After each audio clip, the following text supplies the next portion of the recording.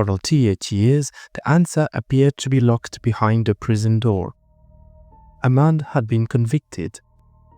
A jury had found him guilty. There had been forensic claims, alleged admissions, and evidence that prosecutors said connected him to the crime. Britain believed the man who murdered 21-year-old Diane Sindall had been caught. But nearly 4 decades later, scientists examined biological material that had been preserved from Diane's body. The result did not confirm the conviction. It destroyed it. The genetic profile did not belong to Peter Sullivan, the man who had spent 38 years in prison for Diane's murder. It belonged to another man. A man who has never been identified. A man whose profile is not currently matched to anyone on the National Genetic Database. And according to the Court of Appeal, there was a strong inference that the unidentified man who left that biological material was also the person who attacked Diane. Peter Sullivan was released. But Diane's case was suddenly wide open again. Because if the man imprisoned for her murder was not responsible, then who killed Diane Sindall? And where had that person been for the past 40 years? Diane was only 21 years old. She was a florist from the Wirral area, and she also worked part-time behind the bar at the Wellington Public House in Bebington. Diane and her fiancé were saving money for their wedding. Her family later described her as someone with a beautiful heart and soul, full of love, fun, and laughter. She had plans for a wedding, plans for a family, plans for an entire future that she believed was waiting for her.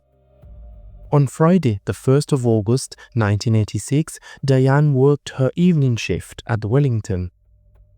At approximately 11:45 that night, she left the public house and began driving home in her blue Fiat van. It should have been an ordinary journey. But while traveling along Borough Road in Birkenhead, Diane's van ran out of petrol. She had no mobile telephone. There were no navigation applications, emergency location services, or instant messages to tell someone exactly where she was. Diane left the van and began walking along Borough Road. Several witnesses saw her between midnight and approximately 12:20 on the morning of Saturday, the 2nd of August. Those sightings became the final confirmed moments of Diane's life. Around 12 hours later, a member of the public entered an alleyway near Borough Road. At the end of that alleyway, Diane's body was discovered. Investigators determined that she had been sexually assaulted and killed by multiple blows to her head. Her cause of death was recorded as a cerebral hemorrhage. Evidence also indicated that Diane's body had been moved and dragged into the alleyway after the attack. This was not only the murder of a young woman. It was a violent attack that created fear throughout Birkenhead. Somewhere between her van running out of petrol and her body being discovered, Diane had encountered the person who killed her. The question was, who? Investigators searched the area, questioned witnesses, and attempted to reconstruct Diane's final movements. But the mystery soon expanded beyond Borough Road. On Bidston Hill, approximately 2 miles from the murder scene, walkers discovered items connected to Diane. These included a handbag, a section from a pair of jeans, and a bank paying in slip bearing her name. Police later found evidence that 2 small fires had been started in that area. Witnesses also reported seeing a man running away from the location where Diane's property was found. Someone had apparently attempted to destroy or dispose of evidence, but nobody knew who the person was. The investigation began turning towards Peter Sullivan. On the 18th of August, Sullivan gave police a statement describing his movements around the time of Diane's murder. He was questioned again the following month, and his home was searched. Investigators recovered fibers that were said to match fibers found on Diane's body and clothing. However, the expert evidence indicated that only limited significance could be attached to that connection. Police also found a crowbar that Sullivan admitted had been in his possession around the time of the murder. A pathologist said Diane's injuries could have been caused by that crowbar. But saying that an object could have caused an injury is not the same as proving that it did. The crowbar was not established through modern scientific testing as the weapon used to murder Diane. The prosecution was building a case from separate pieces: the fibers, the crowbar, Sullivan's movements, his interviews, and eventually the statements he made while being questioned. Sullivan was arrested and cautioned. According to the later review of the case, he was initially refused access to legal advice. During a series of interviews, his account repeatedly changed. At certain moments, he made admissions. At other moments, he withdrew them. After a solicitor was eventually allowed to be present, Sullivan continued to make and retract statements. He later told the court that he had struggled to remember his movements. He also alleged that officers had assaulted and abused him during questioning. An additional witness claimed that Sullivan had confessed while in custody. Sullivan denied making that confession. There was all a bite mark evidence. Sullivan was missing several teeth and impressions were taken from those that remained. An expert compared those impressions with injuries on Diane's body and concluded that the marks could have been made by Sullivan. That conclusion became another strand in the prosecution's case. But the case remained circumstantial. There was no modern genetic results identifying Sullivan as the source of the biological evidence recovered from Diane. The scientific methods available in 1986 could not produce the answer that investigators needed. Instead, the jury is asked to consider the fibers, the crowbar, the bite mark opinion, the changing statements, and the alleged confession together. On the 4th of November 1987, Peter Sullivan was convicted of Diane's murder at Liverpool Crown Court. He was sentenced to life imprisonment. The prison door closed. Diane's family had been told that the person responsible had been found. The public had been told that the case was solved. But Sullivan continued to challenge the conviction. In 2008, he applied to the Criminal Cases Review Commission and questioned whether modern genetic testing could examine the remaining evidence. At the time, forensic experts advised that further testing was extremely unlikely to produce a usable genetic profile. The case was not returned to the Court of Appeal.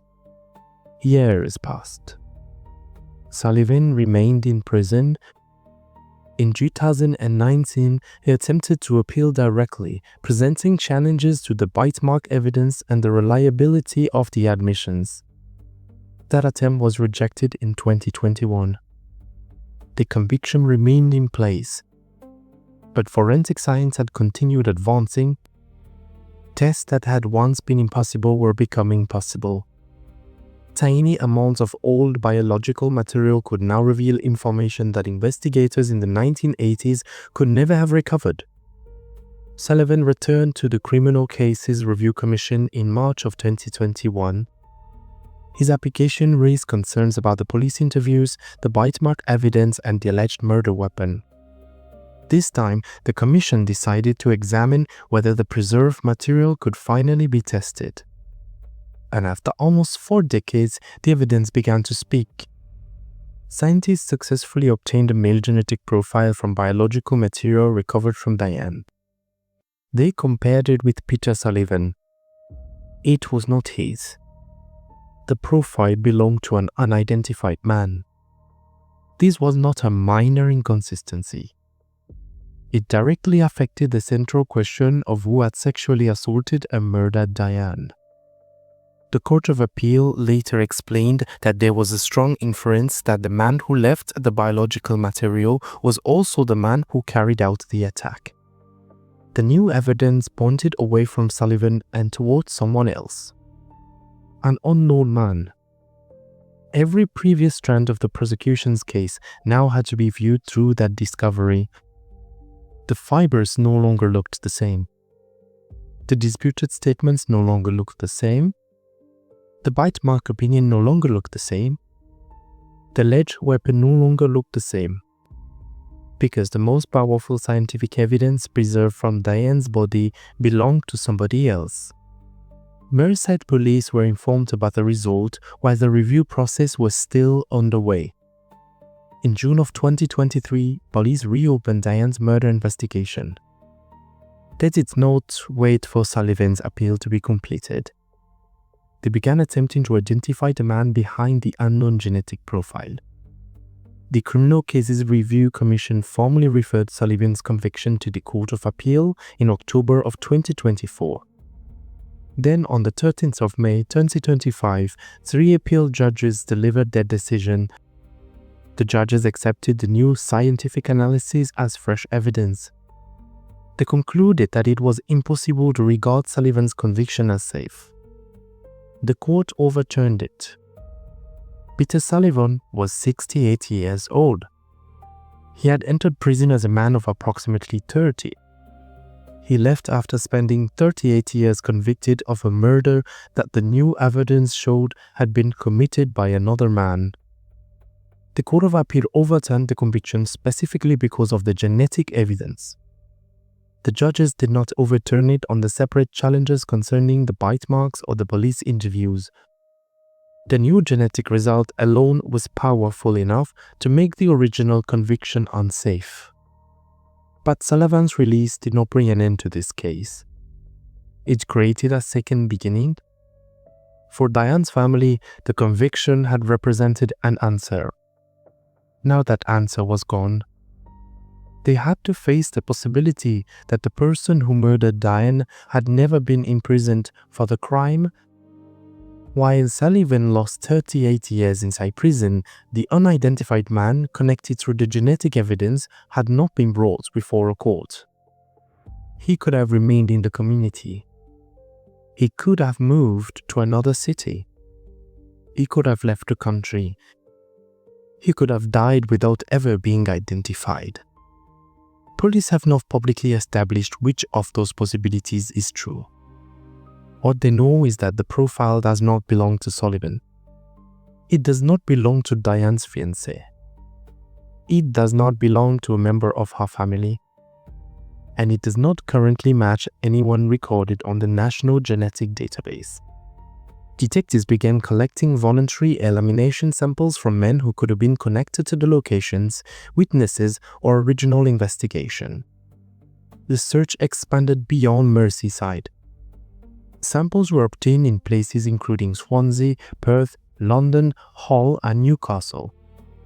Investigators said they could also seek samples from relatives when a person of interest had died or moved abroad. By May of 2025, more than 260 men had been screened and eliminated. The investigation continued. By the renewed anniversary appeal issued on the 31st of July 2026, police said they had eliminated 575 people. Another 32 were under review. After hundreds of comparisons, the identity behind the profile remained unknown. That number reveals both the progress and the difficulty of this investigation. 575 people eliminated, 575 answers that led detectives back to the same question. Who was the unknown man? Police are working with the National Crime Agency and reviewing the original investigation. Witnesses are being interviewed again. New information is being examined. Additional genetic samples are being collected. Detectives believe the unidentified profile will be the key to solving the murder. But a profile can only identify someone when investigators find the person or relative whose genetic material connects to it. That is why information from the public still matters. Someone may remember a man who behaved strangely after Diane's murder. Someone may remember unexplained injuries, damaged clothing, or a sudden attempt to leave Birkenhead. Someone may know a person who had access to Borough Road or Bidston Hill during that weekend. Someone may have carried a suspicion for 40 years but remained silent through fear, loyalty, or uncertainty. The smallest forgotten detail could provide the name needed to test the evidence. A reward of up to £20,000 remains available through Crime Stoppers for information given exclusively to the charity that leads to the arrest and conviction of the person responsible. Police have made it clear that the passage of time does not end their responsibility to Diane. Her family has also appealed directly to anyone who knows something. They said the loss of Diane created a heartache that would never heal. For decades, they lived with the belief that the person responsible had been convicted. Now they are reliving the investigation again. But this time, modern science has given detectives something they did not possess in 1986: a genetic signature from the unidentified man. A piece of evidence that has waited almost 40 years for a name. The story of Diane Sindall is now about two devastating failures of justice. A young woman was murdered while walking home after her vehicle ran out of petrol. And the wrong man spent 38 years in prison while the genetic evidence connected the crime to somebody else.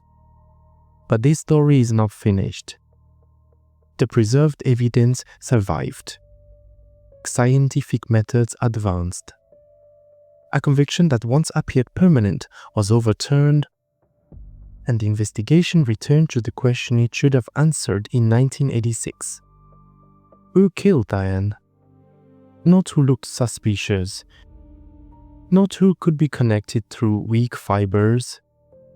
Not who made contradictory statements during hours of questioning. But whose genetic profile was left with Diane on the night she was murdered? Until that person is identified and the evidence is tested in court, Diane's family still does not have justice. Peter Sullivan has his freedom, but he can never recover the 38 years taken from him. And Diane can never recover the life that was stolen from her. 40 years later, somewhere inside an old memory, a private suspicion or family secret, the name behind that genetic profile could still be waiting. The prison door opened for the wrong man. Now the search is for the man who should have been investigated all along. Anyone with genuine information should give it directly to Merseyside Police or anonymously through Crime Stoppers. Do not accuse people publicly. Do not contact Diane's family. Send information to the investigators who can compare it with the evidence. Because after 40 years, Diane Sindall's killer still has no publicly confirmed name. But his genetic profile is no longer hidden.